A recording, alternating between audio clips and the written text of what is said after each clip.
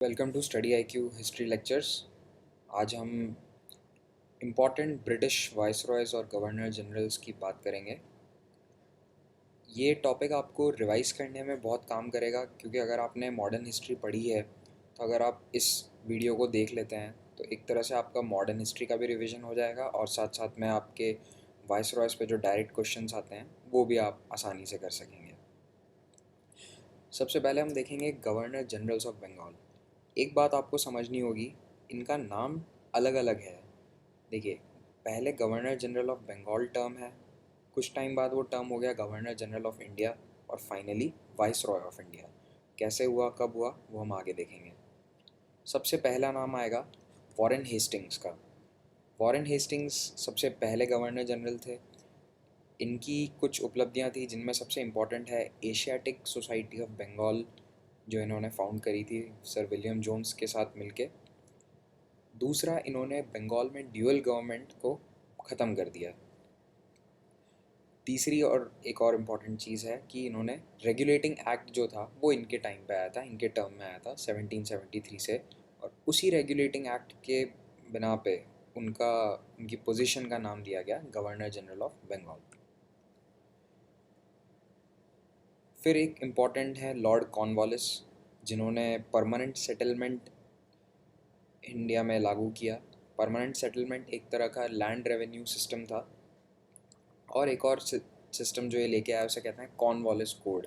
ये Cornwallis code क्या था, इसमें सेपरेशन ऑफ पावर्स था कि एग्जीक्यूटिव जुडिशरी अलग अलग करेंगे, पावर्स अलग कर देंगे। एग्जीक्यूटिव और जुडिशरी पावर्स एक ही ऑफिसर या फिर एक ही सिस्टम के अंडर नहीं रहेगी, दो अलग अलग ब्रांचेस बना दी गई हैं गवर्नमेंट की।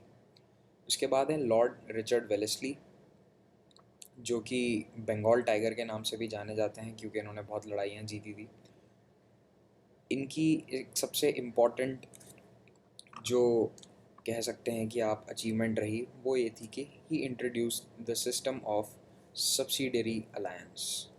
ये सब्सिडरी अलायंस क्या है? सब्सिडियरी अलायंस, देखिए, सब्सिडियरी अलायंस जो है उसके अंदर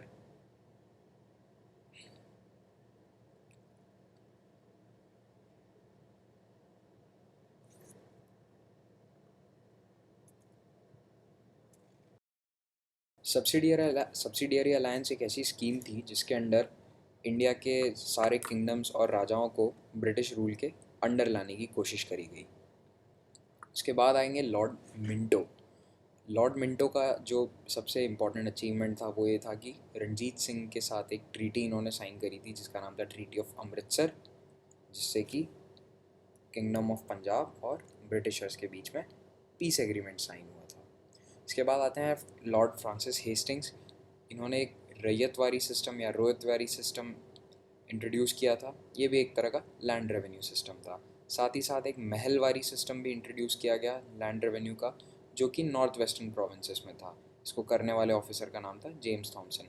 तो फ्रांसिस हेस्टिंग्स को आप याद रखिएगा, ये वॉरेन हेस्टिंग्स से अलग हैं। वॉरेन हेस्टिंग्स अलग थे, फ्रांसिस हेस्टिंग्स अलग थे, और ये भाई या फिर बाप बेटे नहीं थे। ठीक है, चलिए। उसके बाद आते हैं लॉर्ड विलियम बेंटिक। अब आप देखेंगे कि यहाँ पे टर्मिनोलॉजी जो है थोड़ी सी चेंज हो गई है। अब ये गवर्नर जनरल ऑफ इंडिया है, ना कि गवर्नर जनरल ऑफ बंगाल। ये गवर्नर जनरल ऑफ इंडिया कैसे हुआ? 1833 में चार्टर एक्ट पास किया गया। इस चार्टर एक्ट से ही ये term governor general of Bengal से गवर्नर जनरल ऑफ इंडिया कर दिया गया। विलियम बेंटिक की सबसे मेन अचीवमेंट थी abolition of the practice of sati प्रथा को ख़त्म करना या बैन करना। ख़त्म तो नहीं कर पाए थे। इसके अलावा इन्होंने फीमेल इन्फेंटिसाइड को भी बैन कर दिया था। तीसरी चीज़ थी कि लोअर कोर्ट्स में पर्शियन कंटिन्यू रखी थी, पर हायर कोर्ट्स में इन्होंने इंग्लिश को इंट्रोड्यूस कर दिया था। तो ये पहली बार हुआ था कि कोर्ट्स में इंग्लिश लैंग्वेज इंट्रोड्यूस हुई थी। फिर हम देखेंगे सर चार्ल्स मेटकाफ। इन्हें लिबरेटर ऑफ प्रेस भी कहा जाता है। इसका मतलब है कि प्रेस को फ्री करने वाले इन्हें कहा जाता है लिबरेटर ऑफ प्रेस, क्योंकि इन्होंने प्रेस के ऊपर काफ़ी सारे रिस्ट्रिक्शंस थे जो कि विलियम बेंटिक ने लगाए थे, वो कई सारे इन्होंने हटा दिए। सबसे important governor general Lord Dalhousie. Dalhousie ने कई सारी पॉलिसीज़ इंडिया में नई लेके आए, उनमें सबसे मेन थी doctrine of lapse. Doctrine of lapse भी एक तरह की ऐसी स्कीम थी जिससे कि भारत के जो राज्य थे, जो किंगडम्स थे, उनको डायरेक्ट ब्रिटिश रूल के अंडर लाया जा सके। अगर राजा का कोई बेटा नहीं है तो वो किसी को गोद नहीं ले सकता, वो किंगडम ब्रिटिशर्स के पास चला जाएगा। ये डॉक्ट्राइन ऑफ लैप्स थी। डलहौजी ने सबसे पहले इंडिया में रेलवे इंट्रोड्यूस किया। इंडिया की पहली रेलवे लाइन बॉम्बे से थाने चली थी।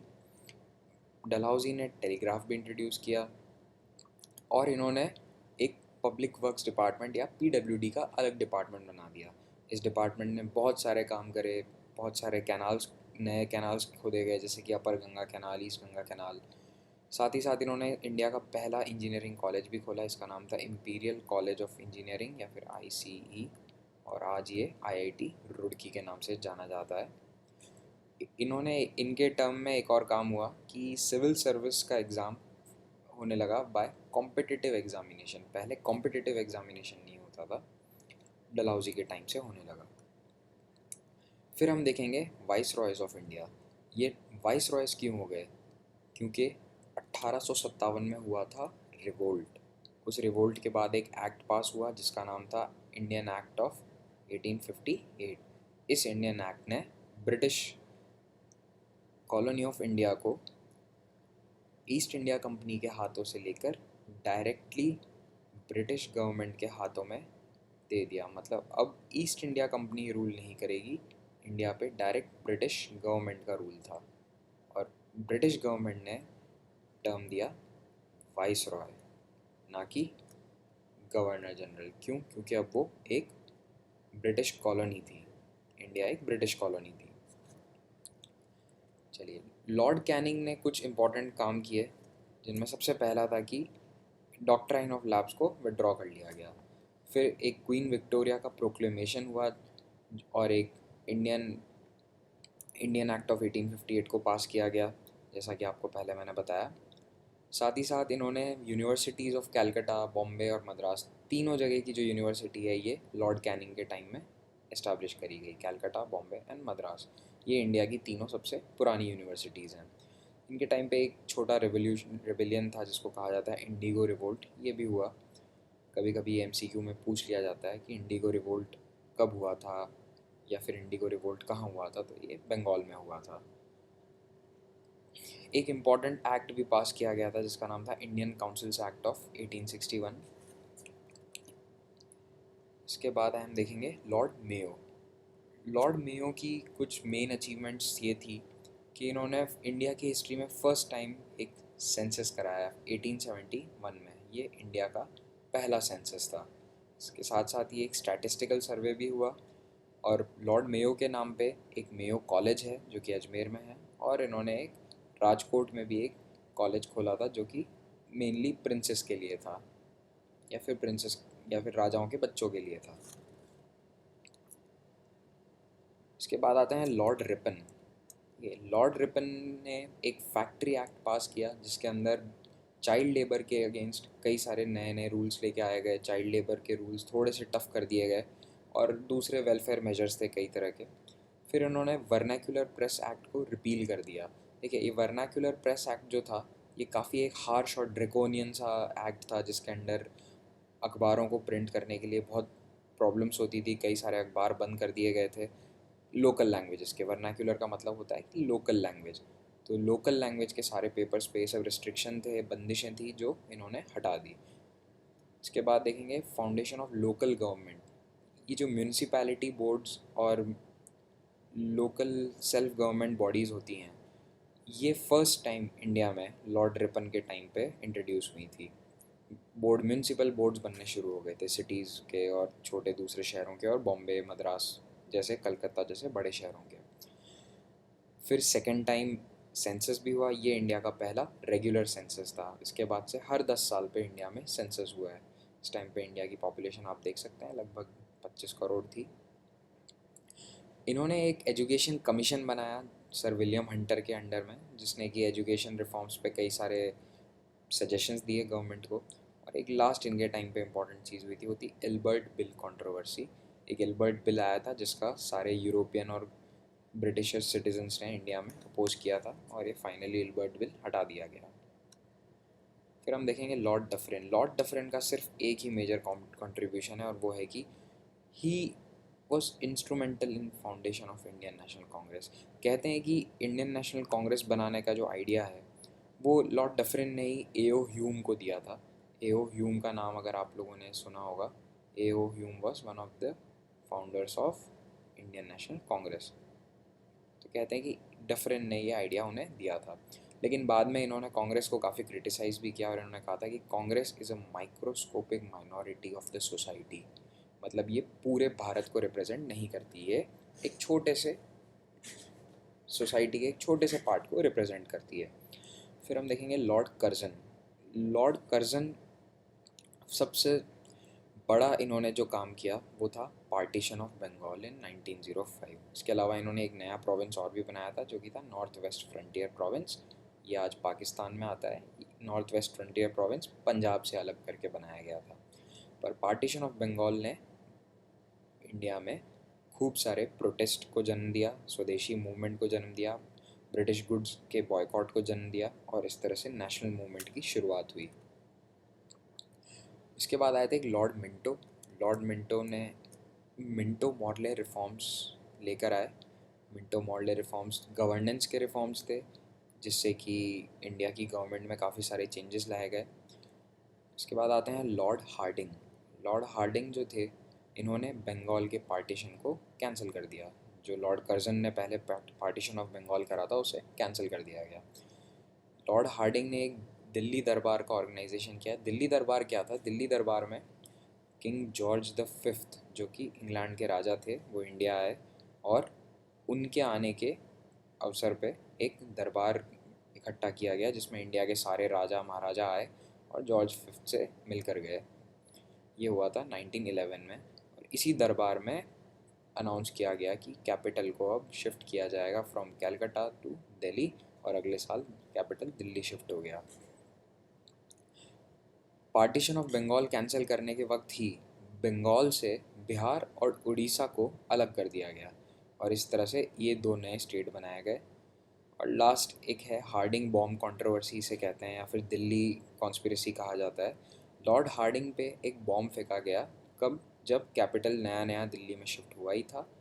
दिसंबर 1912 की बात है ये, तब इन पे बॉम्ब फेंका गया।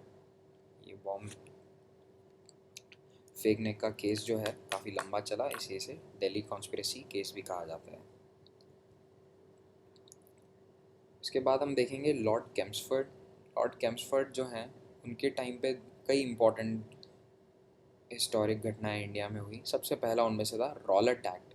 रॉलेट एक्ट जो कि एक बहुत ही स्ट्रिक्ट एक्ट था जिसके अंडर में किसी भी आदमी को बिना किसी सबूत के सीधा जेल में डाल दिया जाता था, वो पास किया गया 1919 में। उसी रॉलेट एक्ट के प्रोटेस्ट में एक मीटिंग हो रही थी और वहाँ पे जलियांवाला बाग में, अमृतसर में, वहाँ पे कर्नल डायर ने आकर गोलियाँ चला दी और जलियांवाला बाग मैसेकर हुआ। इस जलियांवाला बाग की त्रासदी को इन्वेस्टिगेट करने के लिए लॉर्ड कैम्सफर्ड ने एक कमीशन बिठाया। उस कमीशन का नाम था हंटर कमीशन या हंटर आयोग। उसी के कुछ टाइम बाद नॉन कोऑपरेशन मूवमेंट शुरू किया गांधी जी और इंडियन नेशनल कांग्रेस ने। ये बात है 1920 की, अगस्त 1920। और फाइनली लॉर्ड कैम्सफर्ड के टाइम पे मोंटागू कैम्सफर्ड रिफॉर्म्स पास हुए। ये भी जैसे कि मिंटो मॉडले रिफॉर्म्स थे वैसे ही मोंटागू कैम्सफर्ड रिफॉर्म्स भी गवर्नेंस के रिफॉर्म्स थे जिससे कि इंडिया की गवर्नमेंट में काफ़ी सारे चेंजेस लाए गए। इसके बाद देखेंगे लॉर्ड अर्विन। लॉर्ड अर्विन के टाइम पे सबसे पहले साइमन कमीशन इंडिया आया। अगर आपको नारा याद होगा Simon go back, Simon go back, ये बात है 1927 की। उसके बाद गांधी जी ने 1930 में अपना दांडी मार्च जो है शुरू किया और दांडी मार्च के साथ साथ ही सिविल डिसोबीडियंस मूवमेंट कांग्रेस ने इंडिया में स्टार्ट कर दिया। दांडी मार्च और सिविल डिसोबीडियंस मूवमेंट एक ही साथ हुए थे। उसी सिविल डिसोबीडियंस के बाद लॉर्ड अर्विन ने गांधी जी को मिलने के लिए बुलाया कि आप सिविल डिसोबीडियंस मूवमेंट बंद कर दीजिए और इसे कहा जाता है गांधी अर्विन पैक्ट। और इसी गांधी अर्विन पैक्ट के बाद गांधी जी लंदन गए और उन्होंने राउंड टेबल कॉन्फ्रेंस अटेंड करी, लेकिन वो सेकंड राउंड टेबल कॉन्फ्रेंस थी।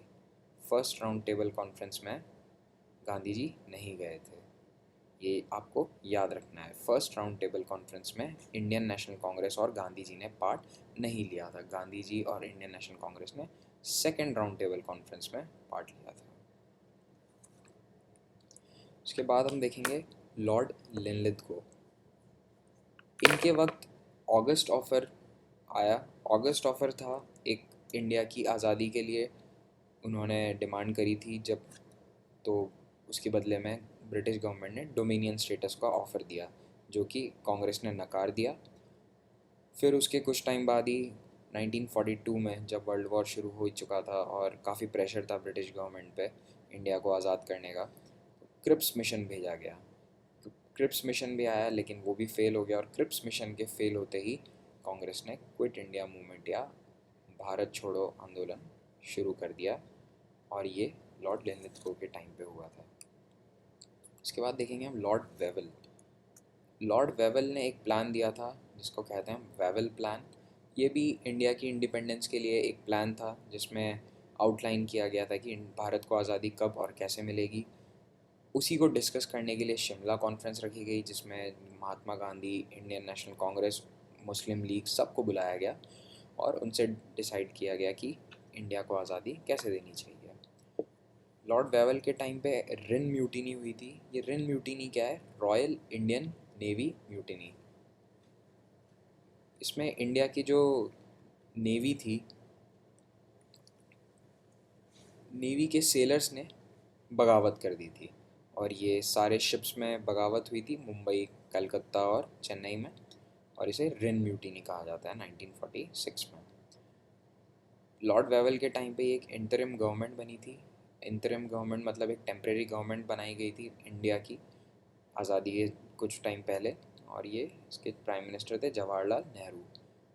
फाइनली एक कैबिनेट मिशन इंडिया आया लॉर्ड वेवल के टाइम पे। कैबिनेट मिशन जो है वो फाइनली सक्सेसफुल रहा इंडिया की इंडिपेंडेंस के प्लान को फाइनलाइज करने में। अभी तक आपने देखा कि क्रिप्स मिशन, ऑगस्ट ऑफर और वेवल प्लान आया, लेकिन ये सब पूरी तरह से सक्सीड नहीं कर पाए, फेल कर गए। लेकिन कैबिनेट मिशन सक्सीड कर गया। कैबिनेट मिशन के रिकमेंडेशन सब ने मान लिए, जिसमें इंडियन नेशनल कांग्रेस और मुस्लिम लीग भी शामिल थे। आखिरी वाइसरॉय ऑफ इंडिया थे लॉर्ड माउंटबैटन।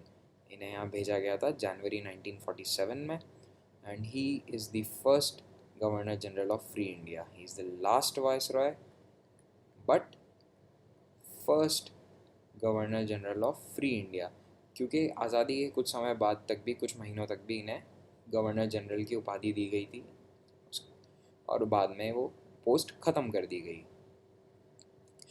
इन्होंने एक प्लान दिया था जिसे कहा जाता है माउंटबैटन प्लान। ये प्लान क्या था? ये प्लान डिटेल्ड में ये एक्सप्लेन करता था कि इंडिया की को आज़ादी कैसे मिलेगी, पार्टीशन कैसे होगा। इसी प्लान ने फाइनली डिसाइड किया था कि इंडिया और पाकिस्तान दो अलग अलग कंट्री होंगे और ये पार्टीशन कर दिए जाएंगे। तो माउंटबैटन प्लान काफ़ी इम्पोर्टेंट है, कई बार पूछ लिया जाता है डायरेक्ट नाम से। ये इन्होंने जून में दिया था और 15 अगस्त को इंडिया को आज़ादी मिल गई। जैसा कि मेरे ख्याल से आप सबको पता ही होगा, Pakistan was separated and colony of India attains independence. Thank you for watching this video. Please subscribe to our channel on YouTube.